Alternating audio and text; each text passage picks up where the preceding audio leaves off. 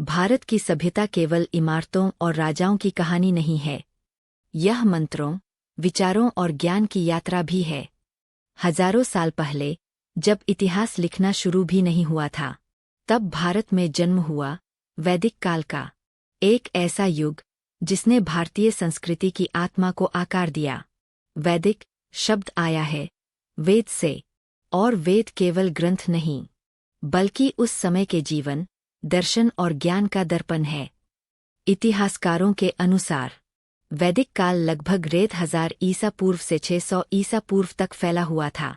इसी काल में भारतीय सभ्यता ने अपनी जड़ें मजबूत कीं। वैदिक काल को 2 भागों में बांटा जाता है, प्रारंभिक वैदिक काल और उत्तर वैदिक काल। प्रारंभिक वैदिक काल में समाज सरल था, लोग मुख्यतः पशुपालन पर निर्भर थे। उत्तर वैदिक काल में कृषि, राज्य व्यवस्था और सामाजिक ढांचे का विस्तार हुआ। यहीं से भारतीय समाज अधिक संगठित रूप लेने लगा। वैदिक काल के प्रमुख लोग थे आर्य। वे नदियों के किनारे बसते थे, विशेष रूप से सप्त सिंधु क्षेत्र में। उनका जीवन प्रकृति से जुड़ा था, आकाश, अग्नि, वायु और जल। उनके देवता भी थे और सहचर भी। वैदिक काल की सबसे बड़ी देन है 4 वेद। ऋग्वेद, देवताओं की स्तुतियाँ। यजुर्वेद, यज्ञ और कर्मकांड। सामवेद, संगीत और गायन। अथर्ववेद, जीवन, रोग और समाज। इन वेदों में उस युग का विज्ञान, दर्शन और सामाजिक सोच छिपी हुई है। वैदिक समाज प्रारंभ में समानता पर आधारित था। स्त्रियों को शिक्षा और यज्ञ में भाग लेने का अधिकार था। लेकिन उत्तर वैदिक काल में वर्ण व्यवस्था उभर कर सामने आई। ब्राह्मण, क्षत्रिय, वैश्य और शूद्र। यह व्यवस्था कार्यों के आधार पर बनी, लेकिन समय के साथ यह जन्म आधारित होती चली गई। परिवार वैदिक समाज की इकाई था। पिता, माता और संतान, सभी की भूमिका तय थी। प्रारंभिक काल में गार्गी, मैत्रेयी जैसी विदुषी स्त्रियां दार्शनिक विमर्श में भाग लेती थीं। यह दर्शाता है कि वैदिक समाज में स्त्री की भूमिका केवल घरेलू नहीं थी। प्रारंभिक वैदिक काल में पशु ही संपत्ति का मुख्य मापदंड थे। उत्तर वैदिक काल में कृषि, व्यापार और धातुओं का उपयोग बढ़ा।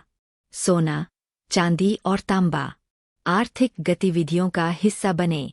यहीं से भारतीय अर्थव्यवस्था ने ठोस रूप लेना शुरू किया। राजा समाज का रक्षक माना जाता था। वह निरंकुश नहीं था।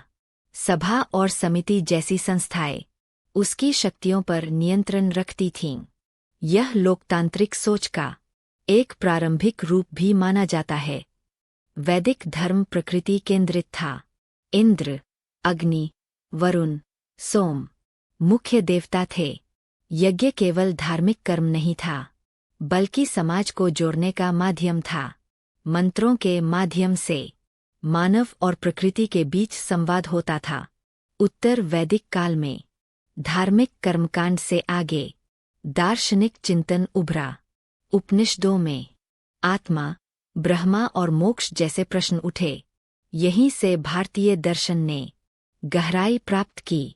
शिक्षा गुरुकुल प्रणाली पर आधारित थी। शिष्य गुरु के साथ रहकर जीवन और ज्ञान दोनों सीखता था।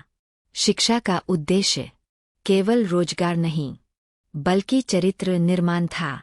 योग, मंत्र, दर्शन, संस्कार, ये सब वैदिक काल की देन है।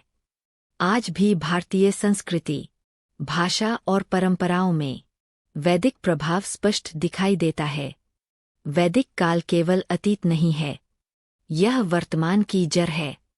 जिस भारत को हम आज जानते हैं, उसकी आत्मा वैदिक मंत्रों में आज भी गूंजती है। इतिहास बदला जा सकता है, लेकिन उसकी नींव नहीं।